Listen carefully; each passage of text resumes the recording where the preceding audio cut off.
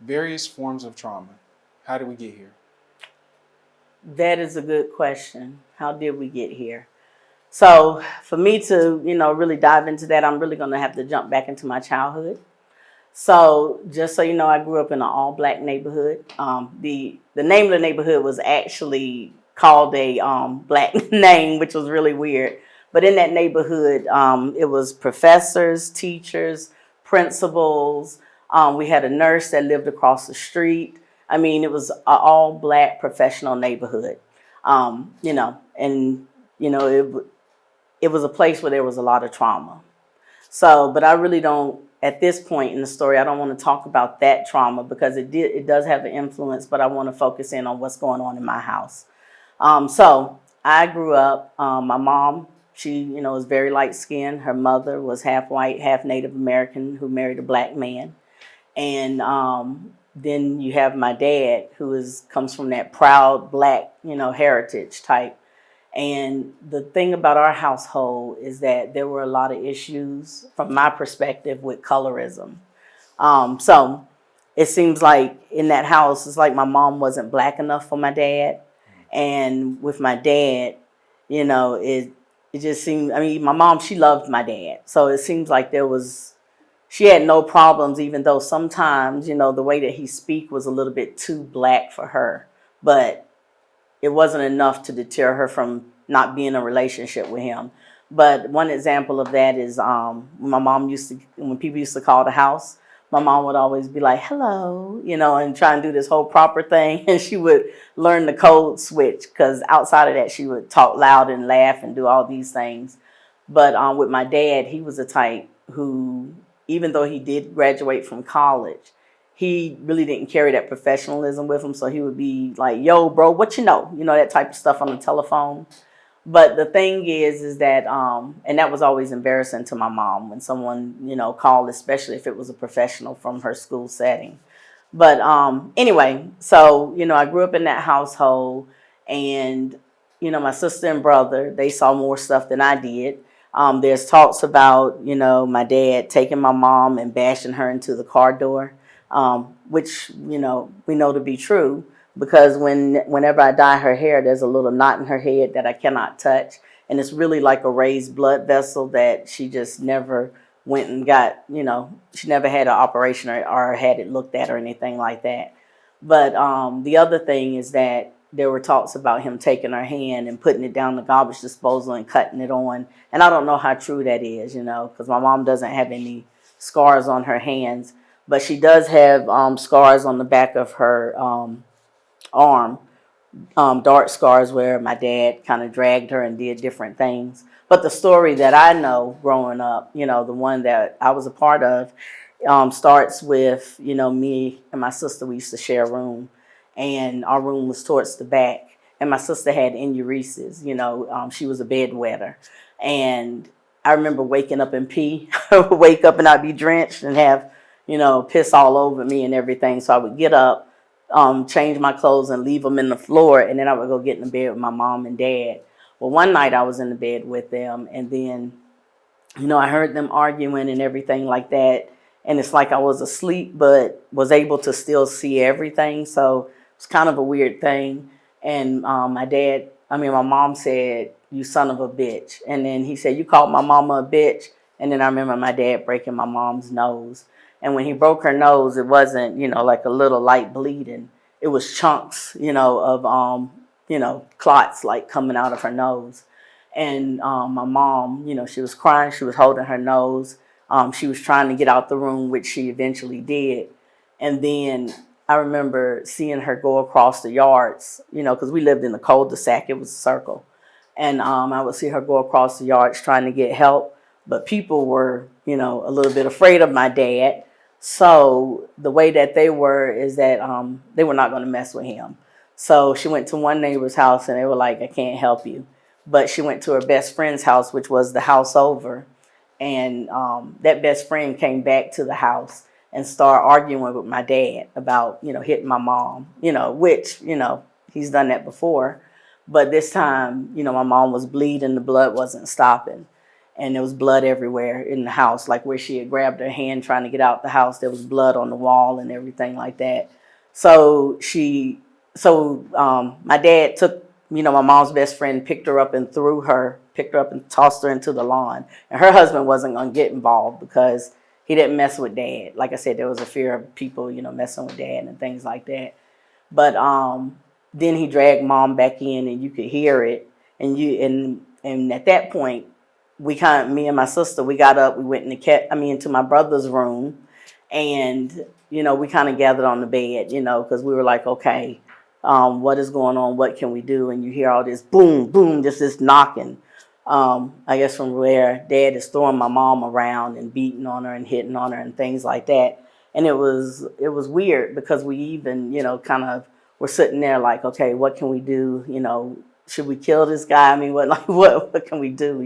Just like, we're at that time, I think I was like maybe 5, and all of us are 2 years apart. So if I was 5, my sister was 7, and that would make my brother 9, so we were trying to figure out what could we do. And then next thing you know, the cops were in there and they were questioning, and then we heard our dad lie. He told a lie and said that she had hit her head or something on the wall where the blood was and everything.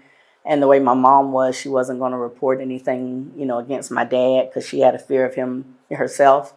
So then, the ambulance came, they took mom away. And then at that point, the next day, kind of when we got up, it was like, yeah, your mom has decided to leave and she's not coming back. And so for me, I was like, well, whoa, what's going on? So I went into the room and I'm looking through her stuff, and her stuff is still there. So in my mind, I'm like, somebody's telling a lie, what is happening? But we had to go to school that day. And I remember that because my dad couldn't do my hair because, I have the kinky hair of the family. So he put my hair in 2 big pom-poms and, kind of sent me to school. But for my sister, she was more of a person that really was kind of like that nurse-like personality. So for her, this was a major concern. And there was a point where, we ended up we had the opportunity to go to the hospital. But my aunt and them lived across the street. And, my dad kind of coerced or kind of, convinced me and my brother to go, to the game with my aunt and stuff. But my sister refused to go. And she went to the hospital to see mom. And the way that she explains it is mom had all these tubes coming and everything. So the nose that she had, originally is not the nose that, she doesn't have the same nose because her entire nose was broke. So they had to take the bones out and reconstruct her nose and everything. And then the other part of that is that, the next time we did see mom was in Danville, where my mom came from.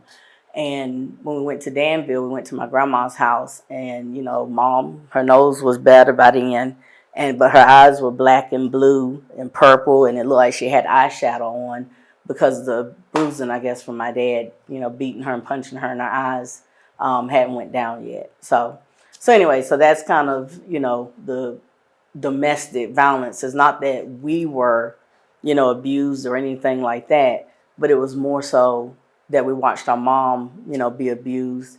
And because of all of that, me and my brother had an issue where we couldn't get along. So we started fighting. It's almost like we kind of started repeating, what we had saw in the household, because there were sometimes we would come home and cats, my mama had all these cats, flat statues. She loved cats. And you would see them tossed across the room. You just kind of duck and, try and get in the house and everything.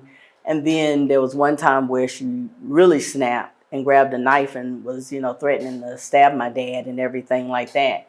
And it's so weird because it's almost like, if all the abuse and stuff that's going on, you're kind of like, well, do it, or something. But, at the same time, you love your dad, so there's that. So anyway, it's just a complicated situation. But that led to other domestic violence that had kind of happened in my life because, even with that, we kind of learned how to fight early. We kind of learned how to defend ourselves early, that type of thing. I think he was the most sensitive in that spectrum of things. But even growing up, I ended up with the guy that I'm married to now.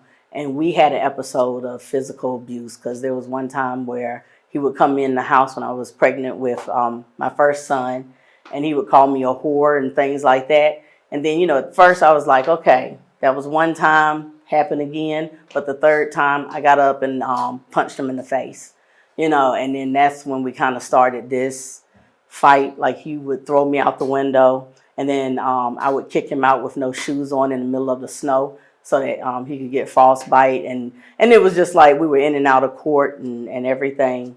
And I stayed in that relationship until he hit me in the stomach when I was pregnant with my son. And then after that, I was like, yeah, this is an issue for me. And I ended up going with one of my dad's girlfriends or something. And I stayed at her house for a night. But then I always came back, you always come back. So when I came back, I stayed until my first son was born. And then that's when the guy choked me. And then when you feel your life slipping away, it's like, yeah, I'm about to leave this whole relationship. And then I left and I moved in with my sister, and I had my, my oldest son with me. And then eventually, we kind of got saved, which is a whole nother story. And then we, kind of got back together, and, we were in church, and then we didn't fight anymore. But that's kind of the domestic violence side of things. But also surrounding that, growing up in that household and in that neighborhood, I was about 4, and we used to always stay at my aunt's house that lived right across the street. And in staying at her house, I had older cousins there.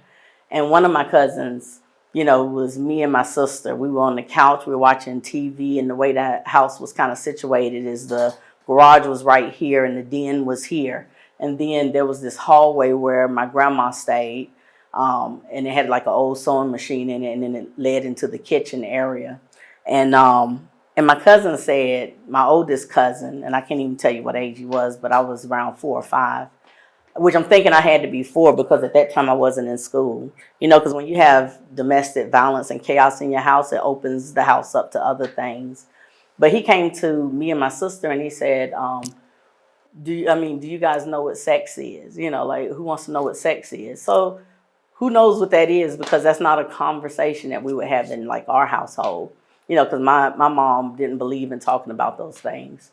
So with that being said, I was like, okay, sure. I don't know what it is. I'm 4 years old, and then my sister took off running, and then next thing you know, my older cousin led me into the garage, and then he started, pulling down my panties and all this stuff and started feeling on me. And that led to a whole year of kind of going through being abused, sexually.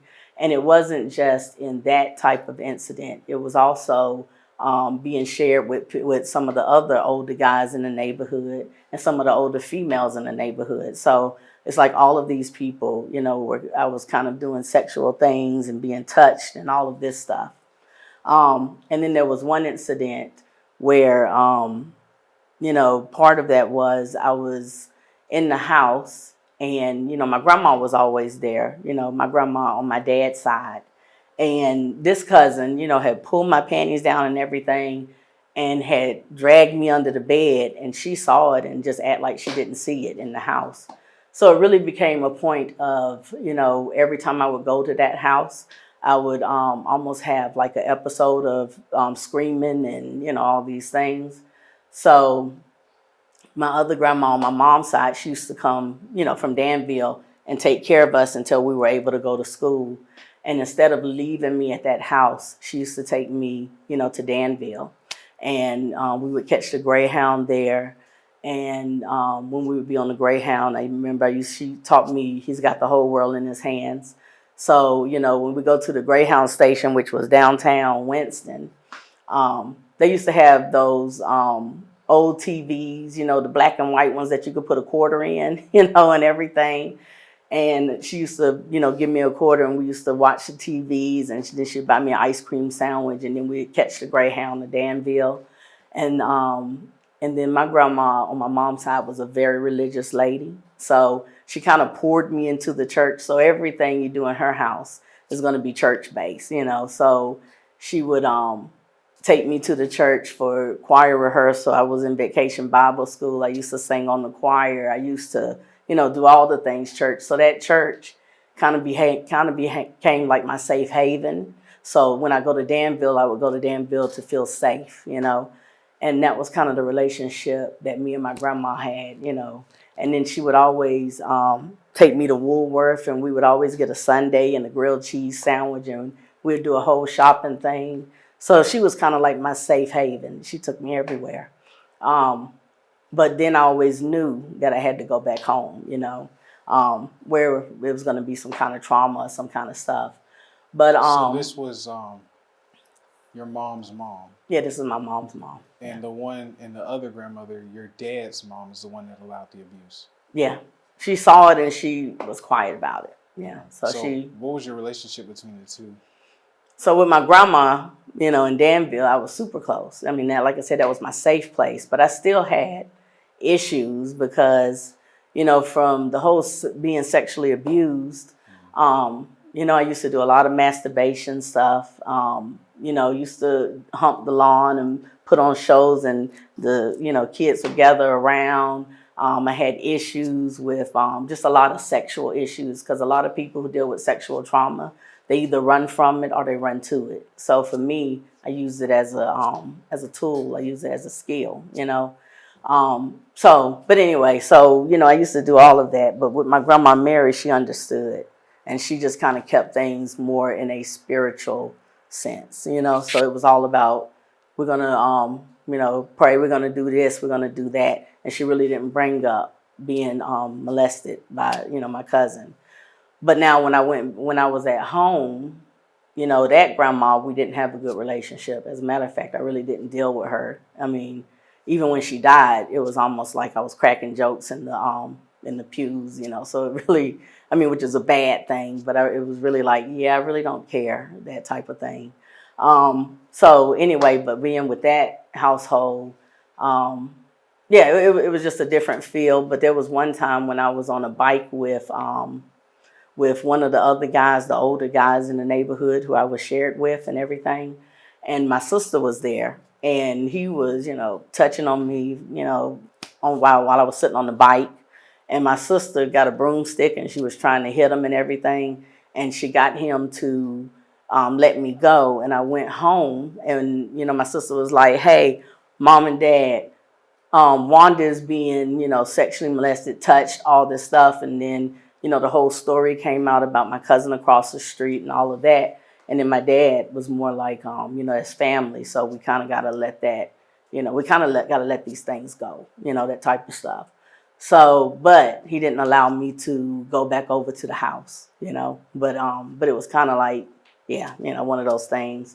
And then as I got older, and started, using sex as a tool, we had these guys in our house, and that cousin from across the street used to try and come over and run guys out of the house. And one of the guys bashed him in the head with a baseball bat.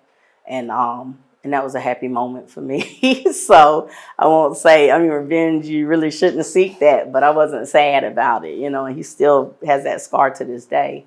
And then there was also the time when I went over there and vandalized the house myself, which I ended up getting thrown into the detention center for, because I took some friends over there. I vandalized the house while my other cousin was there. And he wasn't a good guy either. He didn't do the molestation that his older brother did, but he did used to sit us on his lap and press his penis into both me and all these different things. So it was still a sexual thing. The whole neighborhood was kind of like that. But anyway, we went over there, I vandalized. My aunt came to the school. I was in high school at that time. And then she worked for the police department. So she tried to... and she's the mother of the guy who molested me, yeah. Okay. So she, so me and her got into a fight, and I fought her right there. And that's when, people are like, oh my God, Wanda is crazy. Something wrong with her. She's fighting her aunt. This is crazy. Because I really lost it on her. Like a physical fight? It was a physical fight. It was like she was saying something to me, and I was like slapping her in the face and punching her. It was a bad fight. And it really got to the point that, me and the girls who vandalized the house, we ended up being thrown into the detention center. And in the detention center, it was an eye opener because when you get thrown into the detention center, you're locked into this room. I remember seeing the phone behind the cage, and you didn't have the freedom to go use the phone, and it's like, yeah, this is just not for me. Plus, I'm the only light skinned person there. Everybody else is dark skinned, and they're kind of looking at you as a target. So it's just like, and then the other part about the detention center is that they wanted me to clean, because I didn't. Everybody has a duty, and every time they gave me the mop or something, the thing broke, and everything. And then it was also the fact that the guys were on the opposite side. So, of course, the guys are flirting too, So, I mean, it's just like a chaotic situation. So I was about to become a target in there, which is fine because I would have fought my way through it. But, yeah, my dad came and got me out of the detention center after he talked my aunt down into dropping the charges. And then when I went back to school, me and the other girls that I was with, we all had to separate and go to different schools. So I ended up staying at Carver, and then I got my act together. I made the honor roll and everything, and that was like during my 12th grade year. But I went down a weird pathway because I got kicked out of school a lot. I always I never went to school. I would skip if I couldn't. I mean, math was not my strong suit. So if I was in a math class, I would always hook up with a guy and go skip and do what I have to do. And I ended up into crazy situations there where there's been times where I had trains ran on me. I got a couple of times. I mean, it was just like, there was one where we tried to escape from a guy and I slid in the mud. And yeah, that was a hot mess. So it was a lot of sexual. It's almost like when you become molested, you fall into this line of a victim where people are kind of seeing you that way. So I ended up in a lot of different situations that I had to survive. And sometimes I had to use sex as a means to like get a ride and to get out of a situation that I was currently in. So it became kind of like a bargaining situation. So anyway, I did all that. And then let me see, with that's when I met, the person that I ended up marrying. And like I said, this person already knew about my reputation. I had no idea how many people I slept with. I mean, because sometimes I was drunk, sometimes I was doing, I might have smoked a blunt, it might have been something different. So it was like, I have no idea. I can't tell you how many people would come to me and talk to me about sex. And it was like, dude, I don't even remember who you are, that type of situation. So anyway, so I had a really bad reputation, but a lot of that reputation too stemmed from when I was in middle school. I was talking to a girl about being molested by my cousin, and I was telling her about how he tried to force his penis into my mouth. And she took that and started this whole rumor about me giving blowjobs, which I've never done. So it was like this reputation fell on me even really before I lost my virginity to someone. So it's like I just went with the flow with it, and just, whatever, lived it out. And then that's why when I met the guy that I married, we had conflict, and he was calling me a whore because he would go to work and people would be like, you married her. And then it just became like a whole situation. So when he called you that was like a trigger? It was a trigger. Like the first 2 times I let it go, but that third time was like, no, I'm not letting this go. And that's when we started our whole reel of fighting. But it wasn't the domestic violence like my mom experienced because she was getting beat by the guy who hit her. Me and this person were taking turns. You hitting me, I'm hitting you back. And it was, and his cousin one time jumped in and we threw him off the bed. His brother jumped in and we tossed them over to the side. My sister was pregnant, and she jumped in and tried to fight it, and we kicked her off the bed. I mean, it was it's not funny, but it was a full blown, I guess, wrestling match. But but when I got choked, I realized, you know what, I could die from this thing, and this is like, no, yeah. I had to even get rid of my animals, everything. So, and then me and my son moved out. And then I ended up pregnant with my second son. So anyway, so it was just a whole chaotic situation that I experienced. So, And in that neighborhood was really not a good place because they used to have sex parties, and I'm talking about the younger people. Like we used to have this party where you cut the lights out and everybody disperse and they're feeling on each other, and you don't know who you can be feeling on your sister or your brother. You don't know who you're gonna touch, right? So it was really like this was a sexual place, which is ironic because really in my mind I didn't lose my virginity until I moved away from that area because my parents ended up getting divorced. Because my mom would have died if she stayed in that situation. So she ended up dating a guy, and my dad, of course, ended up being with his people. So they both were cheating, and my mom ended up marrying the person that became my stepdad, and that was a whole chaotic situation because I was 8 at that time, and we moved into this apartment complex, and the apartment, it's like nobody forewarned that there's a guy that's going to be living with us. So when this man moved in, then this kind of put me into a rage of anger. So me and mom start getting into fights, and I ended up kind of becoming what my dad was to her. And then me and my brother didn't get along. We used to fight all the time because he would call me names, which was really weird because I was like a size 5 up into about high school, So I was like skinny in high school, but my brother used to always call me fat, and it really became like it was really an issue for me where it even got to a point where I kind of stopped eating at a point, like I was really into this whole exercise kick. And, so it was like this emotional stuff going, and we would get into really massive fights. And it was one time that he called me fat girl or something like that. And I took a stick and I beat the entire door down so I could get to him because my idea was that I'm going to kill you, And then there was a time where he also did that. And my sister was always like a bridge for us. And he called me a name. And I took a knife and I threw it at him. And my sister ended up kicking the door so that the knife went into the door and not into his back, So it really was a place of violence, So it was really like, there's a lot of issues here, a lot of trauma there. And it did impact me in the way that I raised my kids because I really taught my kids to be independent, of cleaning their own selves and taking care of their own selves from a young age. Because I don't know, I just felt like touch was just not it was just not my love language, as to say. It really held me back from an emotional standpoint of being able to communicate with them, saying I love you and all that stuff. I really didn't take that stance.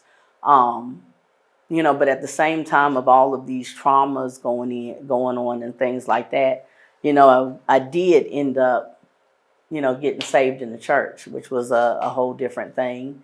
My husband had a grandma that was, she would, move in the spirit and things like that. And I remember one time I was sitting there and she came and told my whole life to me. And it was like stuff that not even the guy that I ended up marrying know about me, being molested, like the lady just revealed everything, And then at that point was when I had kind of made up my mind that, this is real and I'm going to, get saved. Plus, there was also the root that my grandma had planted in me because the church had always been like a safe place. It was never a place of trauma for me. It was always a place that I could go and be safe, And then I met my husband's family and and that's like a whole nother that's a whole nother episode. It's just there's trauma, there's love, there's a whole bunch of stuff, but it's crazy. But anyway, that kind of led to me kind of coming into that. And if I'm really thinking about it, let me just jump back because when I got pregnant with my oldest son, I remember thinking I could die from this, and if I die, I do not want to go to hell because my grandma. When I was younger, I tried to commit suicide at one time, and she came to me and she said, if you kill yourself, my grandma always had these situations, and she's like, if you kill yourself, You're going to go to hell, and that's worse pain than what you can experience on earth. And then she kind of, she always used this religious stuff. And then I was thinking, if I have to suffer when I die, then I don't think it's worth, me trying to take my life. So I think that just kind of like took that whole thought process out of, my head and everything.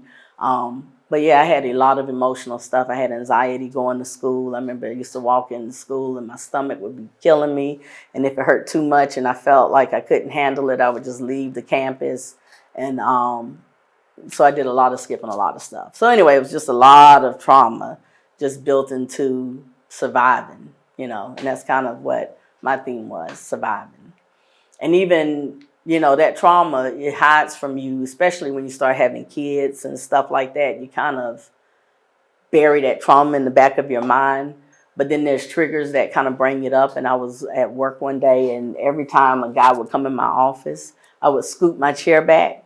Or if I was at the desk and, like sometimes guys trying to get right beside you, I would like completely move over here.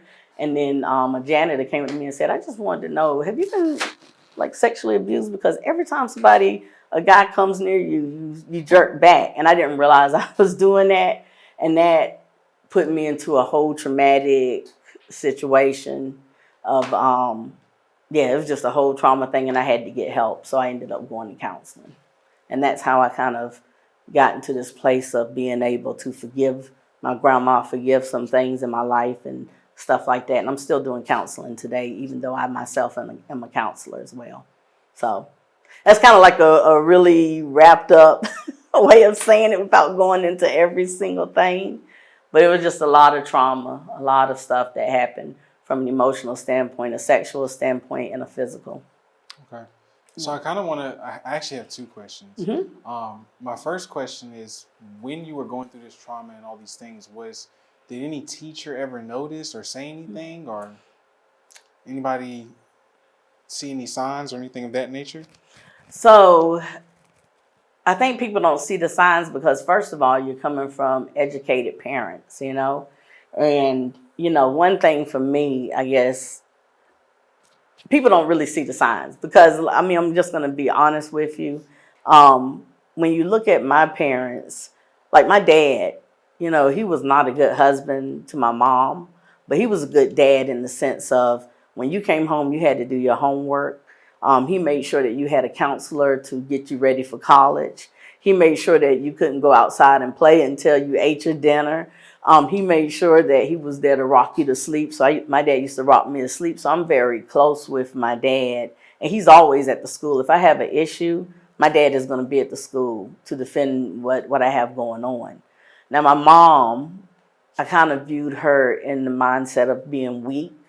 And I think that's why I became so angry and stuff towards her, because I felt like I had to defend myself a lot. And she was not really there to defend me. And I don't know why I didn't put that blame on my dad. But my mom was more of the calm, the representation of, of being a professional. So I don't think anybody really knew anything was wrong. But I did have an issue going to lunch when I got that bad reputation. So I used to hang out a lot with the teachers, like in the art room, which is really how I kind of developed my craft in art, because I won awards for art and stuff like that. I also started seeing a counselor when I was in middle school, and then she ended up dying. So a lot of times people it's kind of a weird dynamic. I've hooked up with a lot of people and they ended up passing away or going away or whatever the case may be.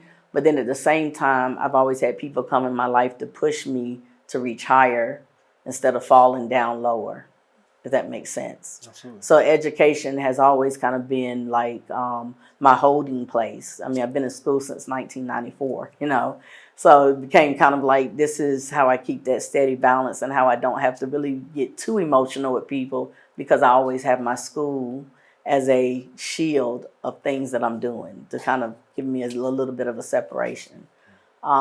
So people really didn't notice, not from my perspective anyway. So. And again, it's mind-boggling to me, because you're saying it's like a black community that looks, from the outside looking in, it looks like a successful black community where everybody has really good jobs and have degrees and are educated. And while they're doing this inside their homes, it seems like a lot of chaos, and the kids are getting into a lot of things. Then and correct me if I'm wrong, it seems like they're getting away with this stuff because people are like, oh, well, his father's a doctor, or his mom's a nurse, or his dad is a principal. So I mean, it was a lot of trauma because, like, you know, I think about the nurse who lived across the street, and she ended up on drugs, and her son ended up on drugs. And then you have the people next door, and there were rumors, and I don't know if those rumors are true, about, you know, infidelity and things like that. Then there was a neighbor in there that lived in that community that had a whole nother family outside of that community. So did you a ever lot have of anything like that? Like any other family? You said that your dad cheated, or do you have any outside siblings or? I don't know, and if I did, hey, they can stay outside. You know, I'm not trying to meet them because I'm already full with the two that I have. But plus, I don't want to really get into, you know. Sometimes we kind of shield our mind from seeing the real truth, because if you really look at your parents, you know, first of all, you get the parents you get for a reason, you know. But if you really look at the parents and you really look at all the things that parents do, because no parent is perfect, then you can really build up a lot of hate towards them. Because honestly, from the point that, you know, they didn't do anything to defend me when I was being molested by my cousin who lived across the street, could have been a point to say, you know, I'm done with this. But instead, I use that as a tool to try and move forward. So in my life, like I said, I've always had these bad situations, but I've always had good people that have come into my life to say, hey, Wanda, you can move higher. And I'm going to help you do that, you know? So I've never really been alone in the sense. It's almost like there's a game. What's that game that people play? Oh my gosh, I can't even think of it. It's not. Anyway, it's a game where, you know, you get to embody these different people, and you're trying to fight and everything. Like you might be a Native American or something. But anyway, it's an African game. This African guy is in the game at first, and when he's trying to get through these women who have these jars on their head, someone's trying to push him and help him, you know, kind of maneuver and go through the space. And that's kind of how my life has been. So I'm going through these crowded places where all this stuff is going on. But I've always had that one person to just kind of push me, to kind of get me to the front, to move me on through these spaces, you know. So I was lucky in the sense that I did not want to do drugs because drugs were presented to me. But, you know, what the truth is that I saw how tobacco and alcohol, because see, my mom first left my dad because she really, you know, loved him. She became an alcoholic for a period of time. And it was kind of like you were out there doing your own thing, you know? So when I saw that type of stuff control her, in my mind, I said, I don't want to be controlled like that. So I'm not a good candidate for drugs or becoming an alcoholic. I could have been one because, you know, it was there, but I don't want anything that's going to control my mind where I can't think for myself. And that's even in relationships, because there was a time when I was really deep into this guy, and this guy could have told me to do whatever, and I would have followed right down and did that. But then see, I came to that realization at this time I had kind of met the guy that I ended up marrying, and he was in a situation where he had some trauma in his life. So we kind of ended up saving each other from a situation. So with that being said, is that I just kind of chose the thing that I'm not gonna be obsessed with, because I don't want to be in any situation where I'm so obsessed that I lose myself. So yeah, so I don't do the control thing of getting into a relationship where I'm going to be controlled, or getting into an organization where I don't have my own freedom. So freedom is important to me. I don't like feeling trapped. That's an issue for me too. That increases my anxiety, because I do have anxiety disorder. And I still have some nightmares of trauma that has happened in my life. So I do have PTSD as well. But I've learned to kind of get over those things too. Okay. And lastly, I wanted to just end with asking you my final question, which would be, you said that you and your husband got saved, and you know his grandmother spoke to you. Mm-hmm. So that spiritual journey, you also said that you didn't like being in organizations that would control. Mm-hmm. And I've seen a lot of talk of people saying that religion is controlling, being a part of a church is controlling. So how did you stay in that when you were also trying not to be controlled due to the trauma that you experienced? Yeah. So, you know, so when I got into that religion, I mean, let me just tell you, okay, so the first incident, well, let me even step back. The first incident was my grandma passed away. And my grandma was the type of religious lady that spent her whole life seeking God. So no, there wasn't any specific day. Every day was a day of reading the Bible, watching the 700 Club, going to funerals, you know, doing all these things, going to visit the sick. I mean, it was just an everyday thing. When you're in her presence, that's what you do. But with that being, I mean, so then when she passed away, and I wanted to please her because she saved my life, you know, sort of say. Um, so when the opportunity at that time, I was pregnant with my son, and the opportunity came that, you know, we were going to my husband's family church. And this church was a little bit different than any church that I'd ever been to because, you know, I kind of went to a Baptist church, sort of say, and this is like a Pentecostal church or whatnot. And then so I went there at first, just pretty much, I'm going to show my kids off and just show myself off because I'm glamorous. So I'm going to go up in this, you know, piece and do whatever I want to do. That's kind of my mindset. And then when my husband's grandma came to me, then it was just like everything fell into place because there's a song me and my grandma taught me to kind of help save myself, which was the Lord would make a way somehow. And then somehow that song ended up being sung like during the time that she prophesied to me. And it was just like, oh my God, you know, I gotta commit to this thing. And then we ended up going to New York and people were moving in the spirit. And I mean, and you know, the power was coming down and it was just like everything just kind of cascaded. But what I found about my husband's church is that, you know, I think I'm not even answering your question, but what I found about my husband's church is that it's a family church. His family got more trauma than mine does, you know. So when I went in there, I was like, you know, there's some issues here that's crazy, you know. So I don't think I fully got engrafted into what everybody was doing. I mean, it was like we were the two oldest, youngest people there, and you know, I got called to be baptized. I got called to do certain things. I wasn't really picked for those things by the church members because I feel like his family church is more about if you are part of that, you know, that group, then they get chosen first, and you're kind of like the outcast if you're married into that type of situation.